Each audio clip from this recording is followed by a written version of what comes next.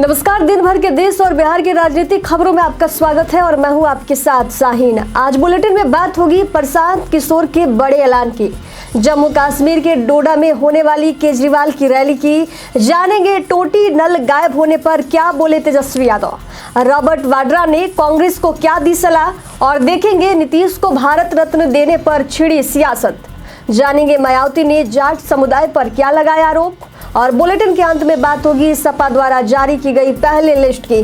तो चलिए करते हैं बुलेटिन का आगाज।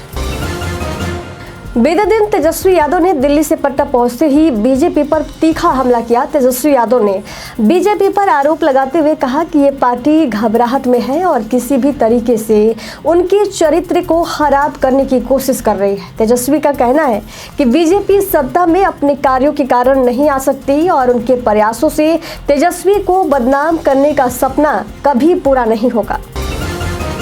हरियाणा विधानसभा चुनाव के नतीजों पर केंद्रीय मंत्री चिराग पासवान ने पीएम नरेंद्र मोदी को बधाई दी है। उन्होंने कहा कि इस चुनाव ने विपक्ष के सभी सवालों का जवाब दे दिया। चिराग ने हरियाणा में बीजेपी की जीत को किसानों, युवाओं और संविधान की जीत बताया। चिराग ने कांग्रेस के ईवीएम पर सवाल उठाए गए सवालों का भी मजाक उड़ाया और कहा कि जब परिणाम कांग्रेस के पक्ष में होते हैं तो सब कुछ ठीक रहता है, लेकिन हार के समय वे आरोप लगाने लगते हैं। हरियाणा विधानसभा चुनाव में बीजेपी की जीत पर शिवसेना यूबीटी के प्रमुख नेता संजय राउत ने बीजेपी के चुनाव अभियान की सराहना करते हुए कहा कि भाजपा ने एक शानदार रणनीति अपनाई और विपक्ष की गलतियों का लाभ उठाया। चुनाव से पहले उनकी जीत की संभावनाएं कम थी, लेकिन उन्होंने साबित कर दिया कि वे राजनीतिक खेल में मास्टर हैं। बिहार में मुख्यमंत्री नीतीश कुमार को भारत रत्न देने की मांग को लेकर सियासी घमासान जारी है। केंद्रीय मंत्री चिराग पासवान ने इस मांग का समर्थन किया। वहीं पूर्व मुख्यमंत्री जीतन राम मांझी ने शर्त रखी है कि यदि नीतीश कुमार भूमि सुधार को सफलतापूर्वक लागू करवा पाते हैं तभी उन्हें ये सम्मान दिया जाना चाहिए। अब इस पर राजद प्रवक्ता मृत्युंजय तिवारी ने कहा कि एनडीए गठबंधन के अंदर घमासान शुरू हो गया है और यही कारण है कि जदयू की ओर से तरह तरह की मांगे जो है उठाई जा रही है। मधेपुरा में पप्पू यादव ने हरियाणा और जम्मू कश्मीर के चुनाव परिणाम पर बयान दिया। उन्होंने आरोप लगाया कि भारतीय जनता पार्टी ने ईवीएम मशीनों की मदद से चुनाव जीते हैं। उन्होंने कहा कि जब बैलेट पेपर की गिनती हो रही थी तब कांग्रेस को बढ़त मिल रही थी, लेकिन जैसे ही ईवीएम की गिनती शुरू हुई बीजेपी को बढ़त मिली। बाढ़ प्रभावित क्षेत्रों के दौरे के दौरान पप्पू यादव ने कहा कि बीजेपी कहीं नहीं है, केवल ईवीएम मशीन में है। लोकसभा चुनाव के बाद हरियाणा विधानसभा चुनाव में बहुजन समाज पार्टी को पूरी तरह से नाकामी का सामना करना पड़ा। बसपा प्रमुख मायावती ने इसके लिए जाट समाज को जिम्मेदार ठहराया। उन्होंने सोशल मीडिया प्लेटफॉर्म एक्स पर लिखा कि हरियाणा में जाट समुदाय को अपनी जातिवादी मानसिकता को बदलने की आवश्यकता है, जैसे कि यूपी में से किया गया। जनसुराज के सूत्रधार प्रशांत किशोर ने एक महत्वपूर्ण ऐलान किया है। प्रशांत किशोर ने स्पष्ट किया है कि उनकी पार्टी में उम्मीदवारों का चयन पूरी तरह से जनता द्वारा किया जाएगा। यह एक क्रांतिकारी कदम है जहां पार्टी के नेता या किसी समूह का हस्तक्षेप नहीं होगा। प्रशांत किशोर ने इस प्रक्रिया को अमेरिका के राष्ट्रपति पद के चुनाव से जोड़ते हुए कहा कि जैसे वहां जनता अपने उम्मीदवार का चयन करती है, ठीक उसी तरह जनसुराज में भी उम्मीदवार जनता की राय से चुने जाएंगे। हरियाणा और जम्मू कश्मीर के चुनावी नतीजों पर आम आदमी पार्टी के वरिष्ठ नेता और दिल्ली सरकार के मंत्री गोपाल राय ने अपनी प्रतिक्रिया दी है।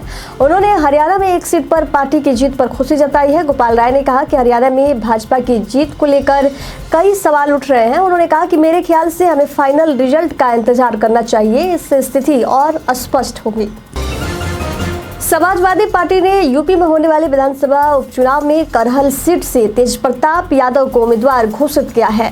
करहल की ये सीट पहले अखिलेश यादव के सांसद बनने के कारण रिक्त हुई है। तेज प्रताप यादव जो बिहार के पूर्व मुख्यमंत्री लालू यादव और राबड़ी देवी के दामाद हैं, अब इस सीट पर चुनावी मैदान में उतरेंगे।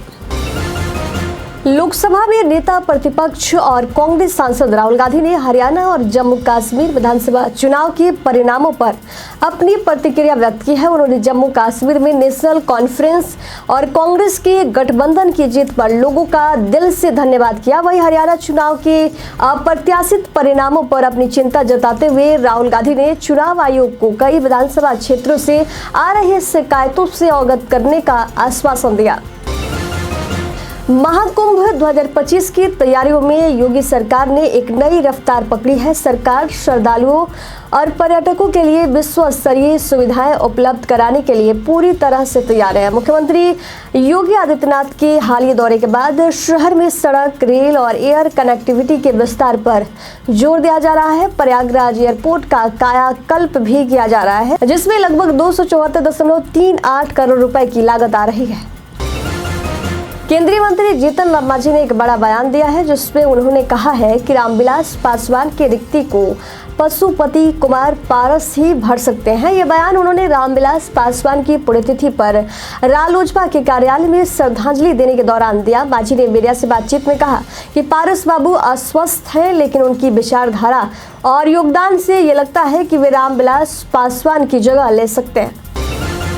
बीजेपी के राष्ट्रीय अध्यक्ष जेपी नड्डा ने हरियाणा विधानसभा चुनाव में मिली लगातार तीसरी बार जीत को पीएम नरेंद्र मोदी के नेतृत्व में लागू की गई कल्याणकारी नीतियों का परिणाम बताया। उन्होंने इसे हरियाणा की जनता का प्रचंड समर्थन करार दिया और कांग्रेस की विभाजनकारी राजनीति को नकारने के लिए जनता का आभार व्यक्त किया। जम्मू कश्मीर के चुनावी नतीजों पर नड्डा ने कहा कि हम जम्मू कश्मीर विधानसभा चुनाव में मिले जनादेश को स्वीकार करते हैं। धारा 370 हटने के बाद से राज्य में हिंसात्मक घटनाओं की में कमी आई है। बिहार के नेता प्रतिपक्ष तेजस्वी यादव ने दुबई से लौटने के बाद मीडिया से बातचीत में सरकारी बंगले से सामान गायब होने के आरोपों का कड़ा जवाब दिया। तेजस्वी ने कहा कि ये आरोप हास्यास्पद है और निराधार है और उन्होंने आरोप लगाने वालों को चुनौती दी कि ईडी और सीबीआई से जांच करवाई जाए। तेजस्वी यादव ने कहा कि बीजेपी झूठे आरोप लगा रही है, सबको कानूनी नोटिस भेजूंगा। हरियाणा में करारी शिकस्त के बाद कांग्रेस पर उसके सहयोगी दल तंज कस रहे हैं। इस बीच आम आदमी पार्टी ने स्पष्ट कर दिया है कि वे आगामी दिल्ली विधानसभा चुनाव अकेले लड़ेगी। पार्टी की राष्ट्रीय प्रवक्ता प्रियंका कक्कड़ ने कहा कि हम अकेले चुनाव लड़ेंगे। एक ओर अति आत्मविश्वासी कांग्रेस है, जबकि दूसरी ओर अहंकारी भारतीय जनता पार्टी। हम अपने काम को बखूबी दर्शाएंगे। हरियाणा में बीजेपी तीसरी बार सरकार बनाने जा रही है। इसी बीच हार के बाद कांग्रेस के नेताओं की ईवीएम पर प्रतिक्रियाएं भी सामने आ रही हैं। इस पर केंद्रीय राज्य गृह मंत्री नित्यानंद राय ने बड़ा बयान दिया। उन्होंने कहा कि जब कांग्रेस चुनाव हारती है तो वे बहाने ढूंढने लगती है। कभी चुनाव आयोग पर अविश्वास जताती है तो कभी जनता को दोष देती है। वही तेजस्वी यादव पर निशाना साधा, कहा कि राजद का घोटालों और भ्रष्टाचार का इतिहास है। बिहार सरकार के मंत्री नितिन नवीन ने हरियाणा चुनाव परिणाम और तेजस्वी यादव के आवास प्रकरण पर कांग्रेस और राजद पर निशाना साधा है। कहा कि कांग्रेस के नेता अपनी हार को स्वीकार नहीं कर पा रहे हैं। उन्होंने कहा कि हार का ठिकरा कभी ईवीएम पर तो कभी एग्जिट पोल पर फोड़ना उनकी पुरानी आदत बन गई है।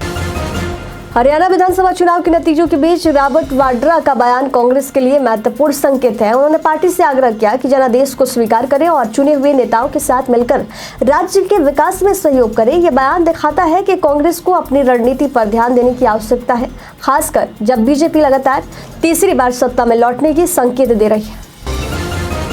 हरियाणा में भारतीय जनता पार्टी की शानदार जीत के बाद प्रदेश में सरकार गठन की चर्चा तेजी से चल रही है। हाल ही में बीजेपी के वरिष्ठ नेता और संभावित मुख्यमंत्री उम्मीदवार नायब सिंह सैनी ने प्रधानमंत्री नरेंद्र मोदी से मुलाकात की। जब नायब सिंह सैनी से इस बारे में पूछा गया कि मुख्यमंत्री कौन बनेगा, तो उन्होंने स्पष्ट कर दिया कि यह निर्णय पार्टी का संसदीय बोर्ड करेगा।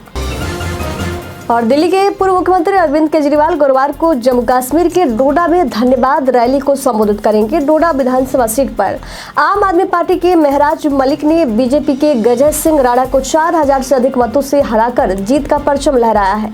केजरीवाल महराज मलिक के साथ इस रैली को संबोधित करने वाले हैं।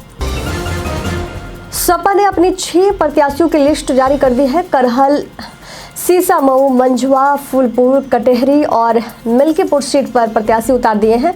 यूपी के 10 सीटों पर होने वाले उपचुनाव के लिए सपा की ओर से जारी इस लिस्ट में सिर्फ फैमिली को तरजीह दी गई है। कहीं पर भतीजे को चुनावी मैदान में उतारा गया है तो कहीं पत्नी को, साथ ही बेटी और बेटी को भी चुनाव लड़ाया जा रहा है। तो आज के राजनीतिक बुलेटिन में दीजिए जाने की इजाजत। देखते रहिए सियासी पिच। नमस्कार।